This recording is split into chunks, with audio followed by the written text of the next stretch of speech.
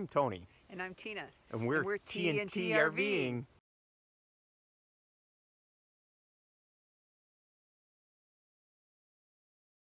Hey, it's departure day at Seneca Lake, and I wanted to show you how I flush out the black tank, and hopefully this will help you out.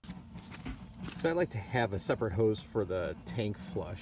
Anything to do with black water, you definitely want to have a separate hose. And I'll show you a little bit later where I keep this.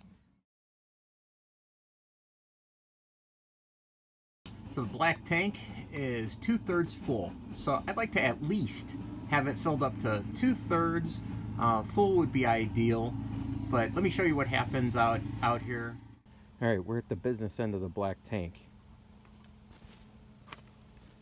We have this elbow and a 1/4 turn valve hooked up to the tank flush. And in the event I needed to stop the water flow, we could just shut it off. So I'm going to leave this on, and I'm going to continue flushing water through while I drain it. And I have this elbow here that I like. It's visibility, you can see if the tank's clean or not. Also, this has this nice flushing feature that I could hook up a hose here in the event we get a plug, and I could blast a jet of water in there and hopefully dislodge it.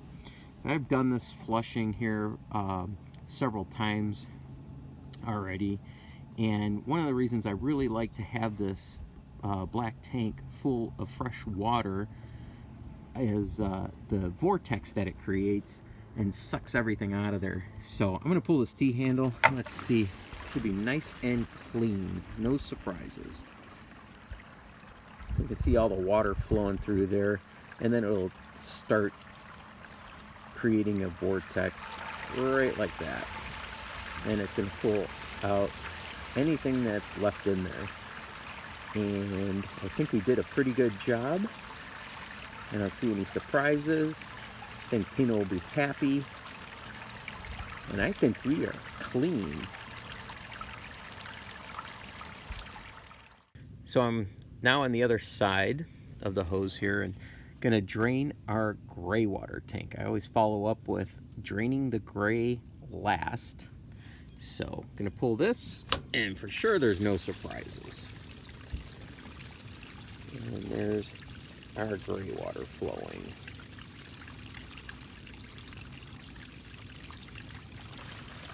What's nice about this is that will clean anything out of the black hose.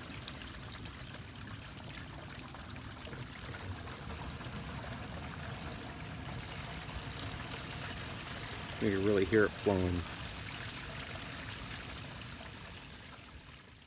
I'm going to disconnect my black tank flush hose, and I'll show you what I do with that. So I like to keep everything separate when it comes to the black tank, and we're going to disconnect that. We're draining the water out. I have the water off already. And going over this way.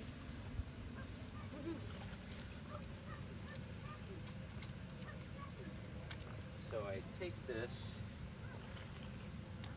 and I will go ahead, hold this half, this, take that again, bring it over, and once again, bring it over like so. And I take all of this, and if you'll follow me over here, I have tubes underneath, so this stays outside. I'll stick this in there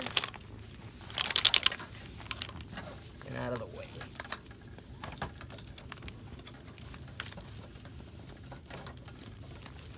So it gets stored in this tube here, and I'll go ahead and close it up.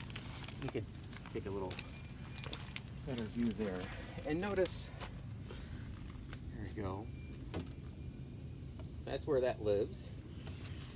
And then notice, now I have my gloves on, and the very last thing I do or touch is going to be what they call the stinky slinky. I'm going to go ahead and close, make sure the T valves are both closed. And I will disconnect this. I'll raise it up in the air, and keep in mind this is all just gray water. Drain that out. And this lives up underneath the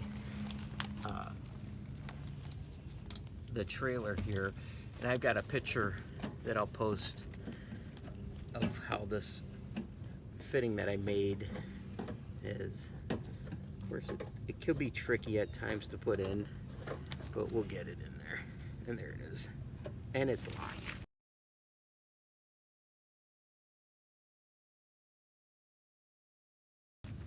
And I've got another tube here where I'll slide this end out.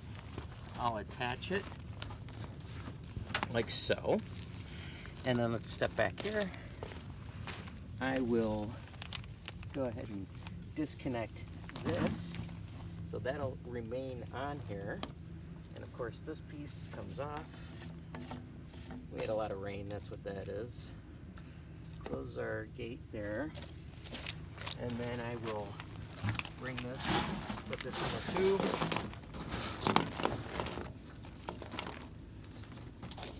And that lives in there.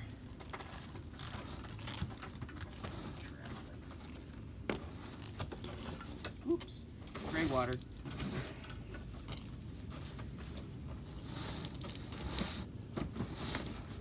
And then this, I like to put in that tube this way. And we'll lock this up. Travel. And it turns. And of course, you got to put your cap back on. Yeah, don't forget that. Don't forget that. And that's essentially what I do. Then now I'll take my gloves off and throw them away. Yeah, throw it away. So, hope this helps you. Take care.